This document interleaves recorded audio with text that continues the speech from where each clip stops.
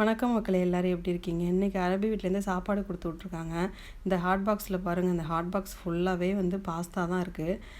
பாஸ்தாவில் வந்து க்ரீம் மட்டும் ஆட் பண்ணியிருக்காங்க. மற்றபடி இன்றைக்கி வந்து வெஜிடபிள்ஸோ இல்லை சிக்கனோ வேறு எதுவும் ஆட் பண்ணலை. இது வந்து ப்ளைன் பாஸ்தா தான். அப்படியே இந்த பாக்ஸில் என்ன இருக்குதுன்னு பார்க்கலாம். இதில் வந்து பிரியாணி இருக்குது, சிக்கன் பிரியாணி. உங்கள் வீட்டில் இப்போ குக்குன்னு ஒருத்தவங்க புதுசாக வந்திருக்காங்க, அதனால தான் கொஞ்சம் பாஸ்தாலாம் டிஃப்ரெண்ட்டாகவே செஞ்சுருக்காங்க.